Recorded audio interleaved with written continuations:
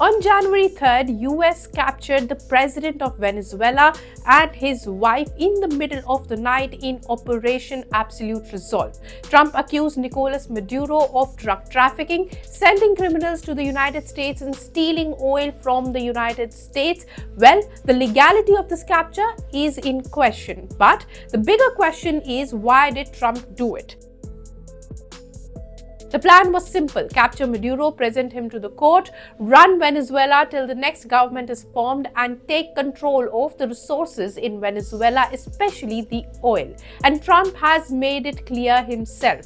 He wants Venezuela to quote-unquote give full access of its resources to the United States. In his latest post on Truth Social, he said that Venezuela will be turning over between 30 to 50 million barrels of oil to the US, and it will be sold at market price, and that money will be controlled by Trump for the benefit of Venezuelans and the United States.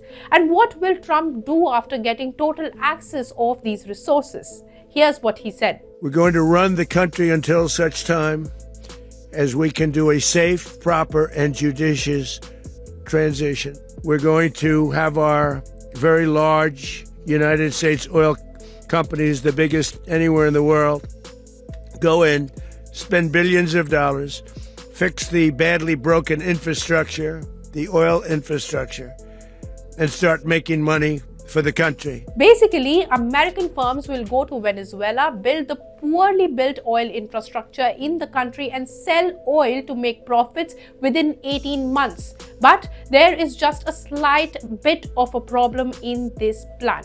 Big oil giants don't seem to be very interested to rush to Venezuela. First, let's talk about how much oil does Venezuela even have, and is it worth fighting for? Venezuela holds the world's largest proven oil reserves, estimated at 303.2 billion barrels according to OPEC. Now, this places it ahead of Saudi Arabia with 267.2 billion barrels and Iran. But despite this, the production is severely depressed. It currently produces about 1 million barrels per day of oil. But why?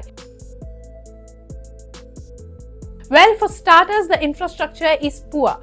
There is little to no investment in the sector, and there is a lot of corruption in the market. On top of this, in 2019, US imposed sanctions on Venezuela. Because of this, there were very few buyers of the country's oil except China, which accounts for about 80% of purchases as per some estimates.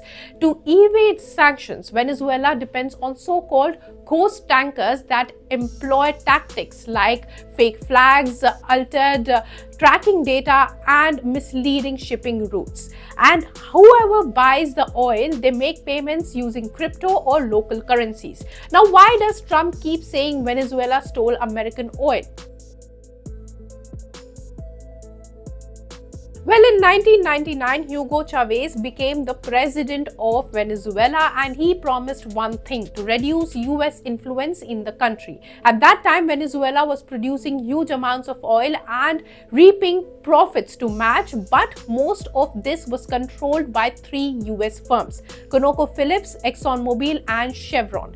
In 2007, Chavez forced these companies to transfer operational control of their businesses to state oil company and accept minority stakes. ConocoPhillips and ExxonMobil failed to reach agreements with Venezuelan government and left the country.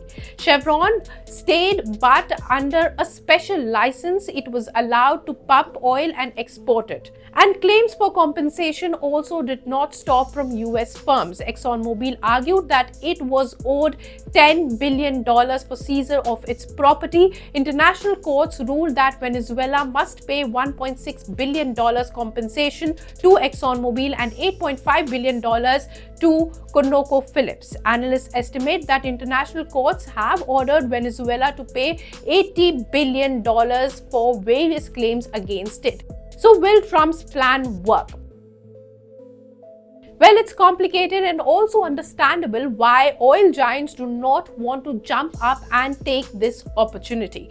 Number one reason is the oil infrastructure itself. It is degraded badly, and it is estimated that it could take $100 billion or more and a decade to fix it. Number two, it does not have political stability, and businesses do not like uncertainty. Number three, the cost. To maintain the current oil production of Venezuela alone, the companies would require $53 billion over the next 15 years as per reports. To raise it to 3 million barrels a day, they will have to invest $163 billion through 2040. It is also more expensive to extract the oil as it is thick, and it is also harder to refine it. Number four, oil prices. Right now, the oil prices are at record lows despite the geopolitical tensions. When oil prices are low, the profit margins of oil giants also fall.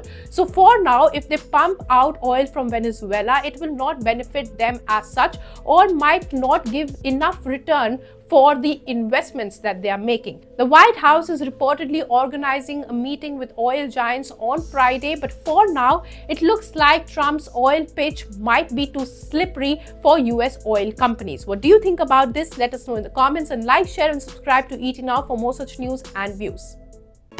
If you like this video, then like, share and subscribe to ET Now.